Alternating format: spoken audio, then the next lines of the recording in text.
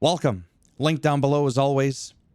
Let's get right into this. Speaking of CM Punk, I'm actually going to be coming out with a video for anybody who gives a shit on talking about with a bunch of statistics on how CM Punk has the most title defenses per 100 days during his 434-day reign than anybody in the past 50 years, half a century. The only person that has more title defenses than CM Punk is from the 60s, and that's Bruno Sammartino.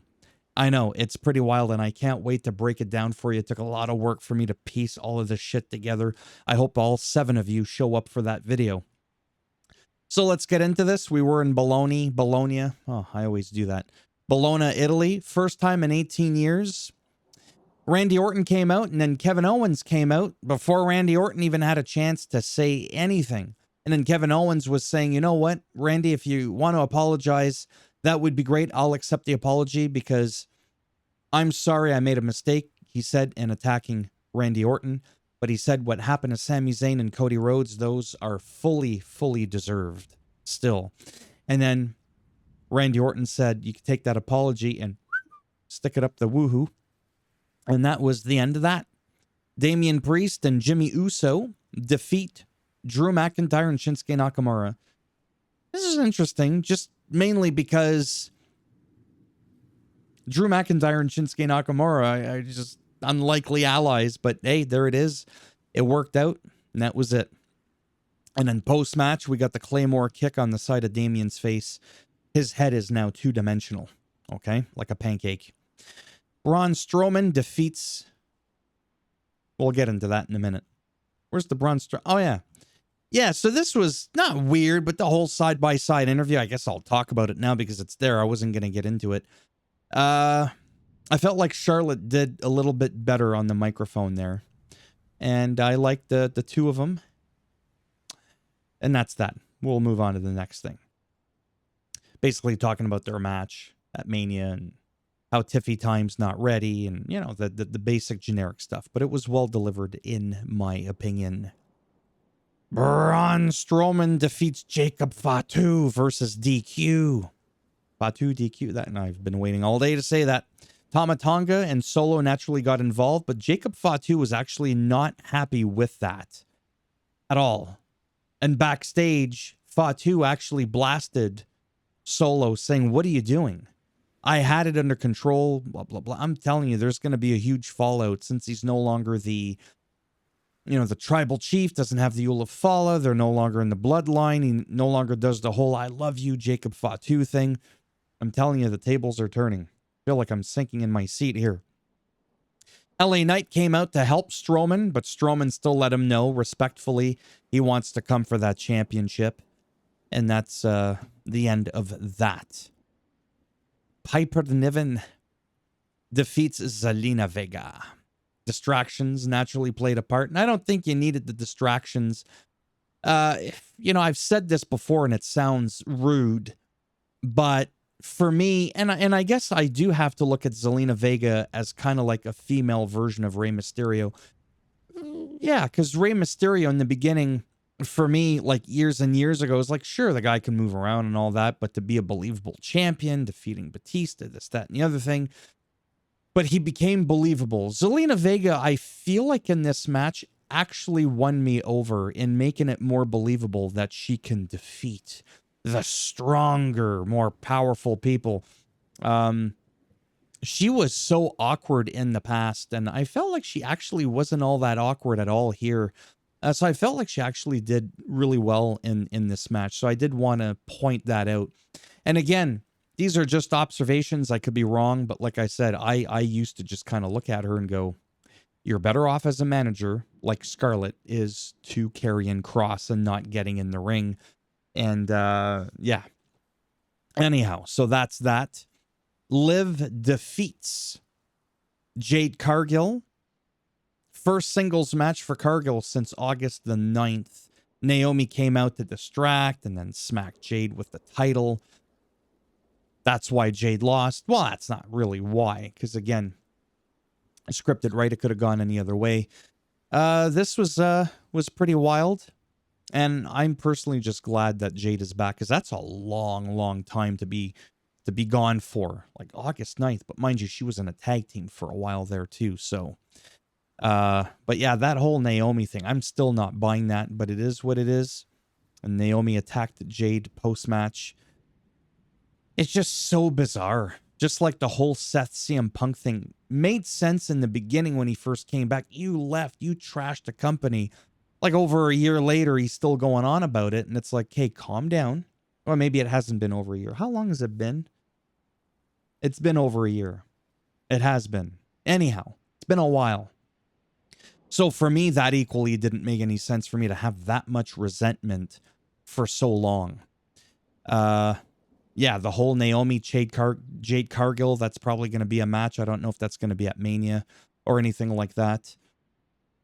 But I have to admit, I'm saddened by that heel turn because I don't know that Naomi can pull it off, but we'll see. I just don't believe that she had that in her to go to that degree to make a heel turn. But hey, I'm not a part of the creative team. And then to have dragged it on for so long just to find this out, for me, was kind of interesting. Just like that move at the end there, slouching again. The Street Profits came out, 2-time champs. First time in 4 years, they came out to some new music. Then Legado del Fantasma came out. They want the titles. Pretty Deadly came out. They shared their case because they're the #1 contenders. But then Legado tells Pretty Deadly, you know, you need to step aside and all this bullshit. The Street Profits want Las Garza in a match right now. So they did that, and the Street Profits defeated Las Garza. And I like the new look. I like the new music. I actually did not like their original music. I just didn't like it. And as much as I like the Street Profits, you know, when I feel something, like I said, I try not to be negative or rude. But I just kind of speak my mind. I can't help it. I really do like this tag team. I really do. But this is my main man, Montez Ford. Wow. And it sounds rude because you can be great as a tag team, and there's nothing wrong with being part of a tag team division. We always do that whole thing, but if he breaks out, oh, it's going to be money. Yes, I think he would do well as a singles competitor. I think it would completely, with all due respect, kill him off. I think it just would. So a lot of people have been talking about having him be a single star, maybe in the future. But for now, as a team, I really do like them together. I really, really do. I miss when they were a part of the Pride with B-Fab and Bobby Lashley and all that sort of stuff, and MVP. But they're all in AEW now. Well, not B-Fab, but B-Fab has just quietly been scripted out of being with them. I've already talked about that. But yeah, I love I don't know. He's just got it, really, is what it is. Sometimes you can't even put it into words. And then in closing, Roman Reigns came out. No La Fala. He fought for it for so long. It's like now that he has it, he's just going to leave it at home. So then why did Solo Sikoa bring it out? He should have just kept it in vignette promos and been like, nah, I'm not going to bring it out so you can't take it from me.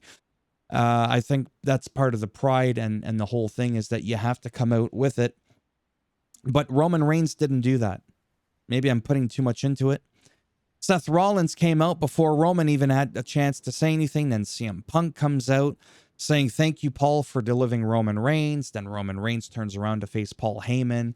And then Punk with a microphone to the back of the head for what Reigns did to him last week. I don't understand why Reigns attacked him. It actually made no sense. He was there for him at War Games, which CM Punk brought up. There is no need for Roman Reigns and CM Punk to not be on the same page. Now, to be against, or to be together, or not together, but against Seth Rollins, oh, that makes complete sense. I mean, let's not forget Seth Rollins backstabbing the Shield. Right, he was the first one to go rogue. He's basically what created Roman Reigns, even though you got to take accountability for your own actions. But anyhow, wow, 10 minutes. This is what happens when you talk really fast and you don't really say much about the matches. And yeah, that kick was nice. That punch was... Fuck all that.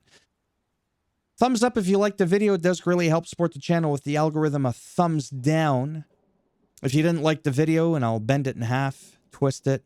You'll wake up at 3 a.m. with that at the end of your bed. And if you want to subscribe to the channel, naturally, that would be great. But if not, thanks for stopping by anyways. Take care. And if I'm lucky, maybe I'll see some of you in the next video when I talk about the CM Punk thing, having the most title defenses per 100 days. Excuse me. That I might save for another day, though. Actually, maybe it doesn't even matter. Imagine if I pump out 2 or 3 videos in a day and then I don't record for a couple of days. It's the same thing as doing like 1 a day. Whatever. All right, that's enough talking. Otherwise, this is going to be 20 minutes long. We're still in the 10-minute zone for another few seconds, which is like where I'm trying to aim. Bye for now.